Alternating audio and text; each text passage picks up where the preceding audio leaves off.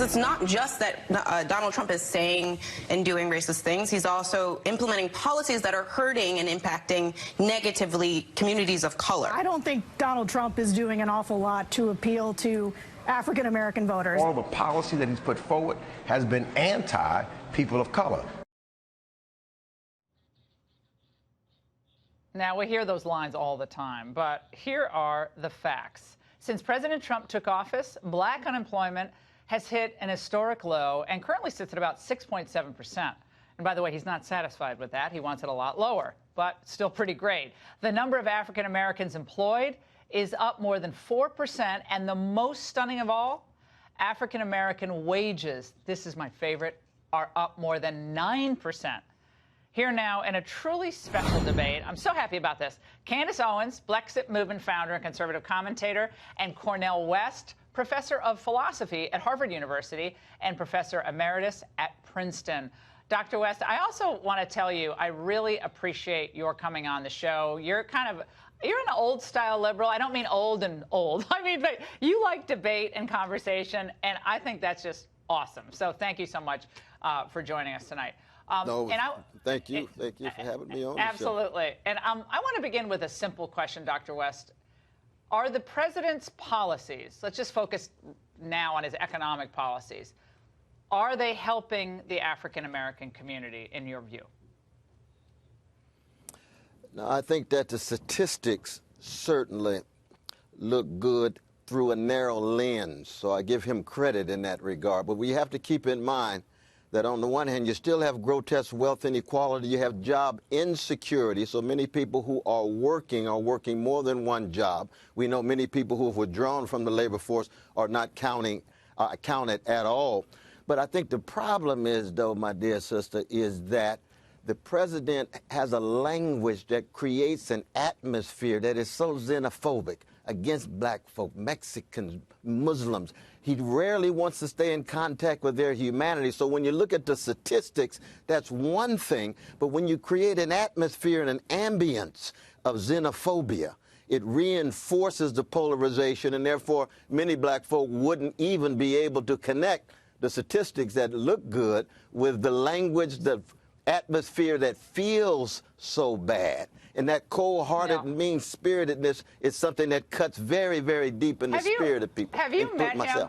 Have you met him, Dr. West? Ever met the president? No, I've never had a conversation with my right-wing brother. I mean, you know, I've called him a gangster and a proto-fascist in terms of separation of powers. But he's a human being. He's a human being, and I could, you know. No, I'm just saying this because, look, you and I don't agree a lot, but I actually really like you. I think I just like the fact that you're out there and you're advocating. I have no problem with it, and I wouldn't call you mean-spirited.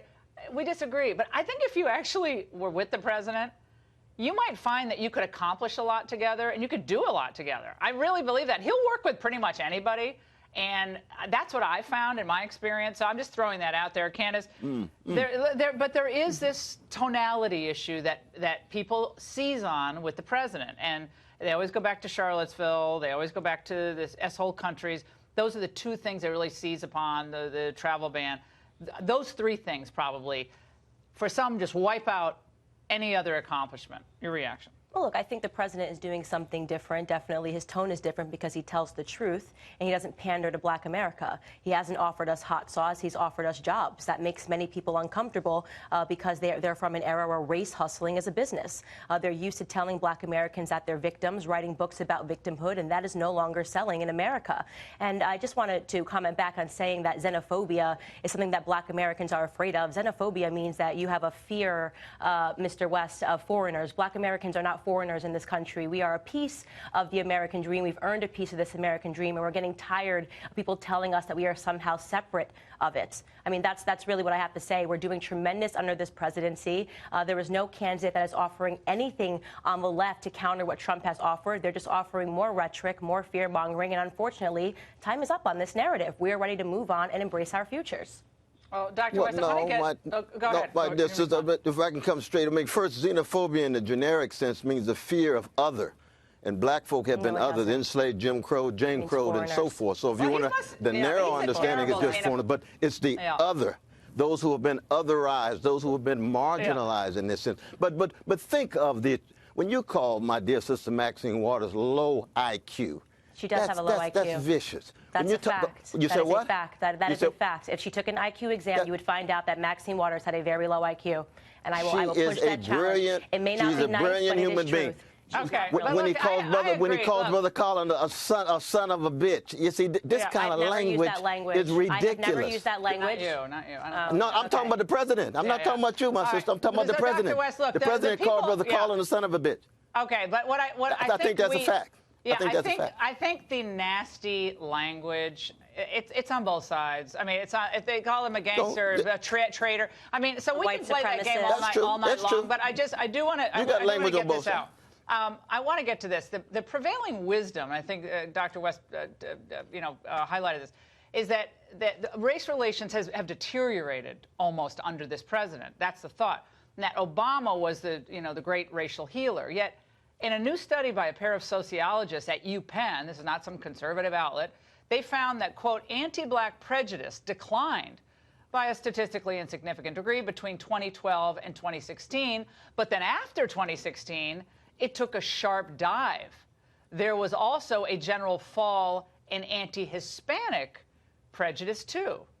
So, Professor West, to what do you attribute these findings? So prejudice is on the downswing, not on the upswing, at least in these first few years of Trump. Well, based on this particular study, I'd have to examine how they gather their evidence and so forth. But anti-Jewish attacks, anti-Muslim attacks, anti-Mexican attacks, and not just anti-black attacks, but also the police departments, the militarizing of the police departments, the withdrawal of the investigations when police do, in fact, shoot fellow citizens, whatever color they are, but disproportionately chocolate, disproportionately black and brown. Right, that was absolutely. Under Obama, like that's Ferguson true. and That's all true. That stuff, right? That's true. It's not I'm just talking about continuities. That's I'm talking about continuities. Right. I do want to share this. This was a moment that I think, again, going back to what Candace has worked on and spoken about, and what Dr. West, I think you two could actually be happy about together. Happened at the White House, I think it was last month, and it was an event commemorating the First Step Act. Let's watch. And I really thank you for signing that bill. When y'all passed this, I could have fell through the floor. I'm an example of a woman who has been given a second chance in life. And it's an experience that I never forget. 2 months ago, I was in a prison cell, and I'm in the White House. Let's continue to make America great again.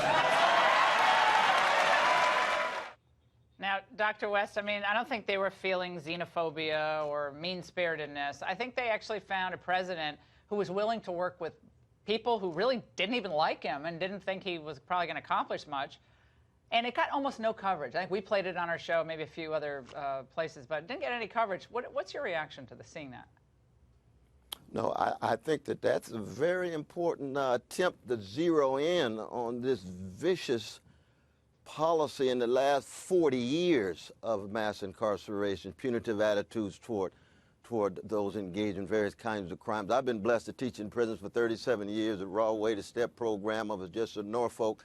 It's something that has an impact on the ground, and I'd give the president credit for that. It's not as if he has nothing to offer. It's just that the dominant orientation is still tied to what I'm critical of both parties, because identity politics for me is milquetoast neoliberal politics that don't talk about corporate power, don't talk about poverty, don't talk about militarism.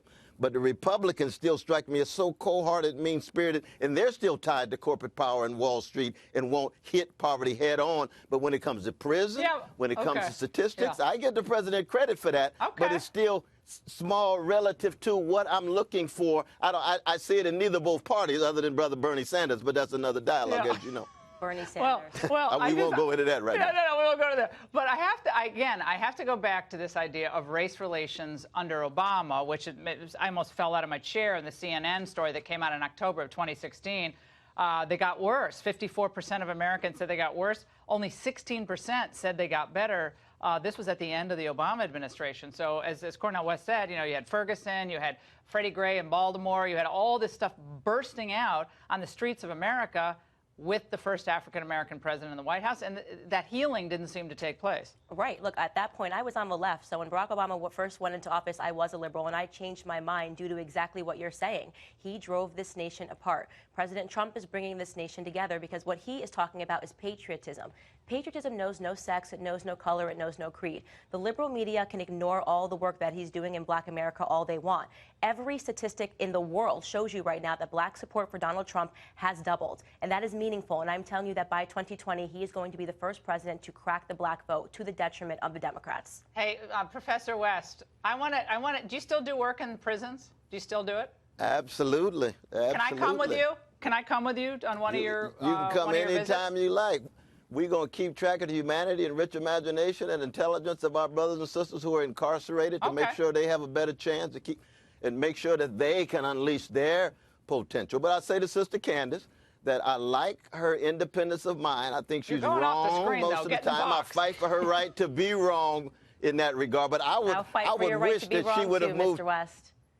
Absolutely, but I would have wished that you would have moved further to the left, because when you have a Black Lives Movement under a Black president, it's not going to be a matter of then moving to the Mr. right West, where they have been socialism has already been tried in our community. It's been tried via welfare policies, and it has completely crippled the Black community. It has completely crippled the Black family via the welfare policies. You know that. So I had to creep all the way to the right. And I have to tell socialism you, is I'm happy power here. sharing. Socialism you know is not this is a fact. giving Black and becoming go people conservative. dependent Black on conservatives programs. never It's go power liberal. sharing. Mr. West, I appreciate your time, but you know Black liberals go conservative, but Black conservatives never go liberal, and there's a reason for that. And We're on the side of I would just add that Wall I don't know. Street. Black people are complicated. Black people are complicated. We We're go not back that and forth, but I wish we had more Black leftists. All right, guys, we got to go. This was a fascinating conversation. We have to have you both back. Thank you very much, Bye, both sir. of you, for being here.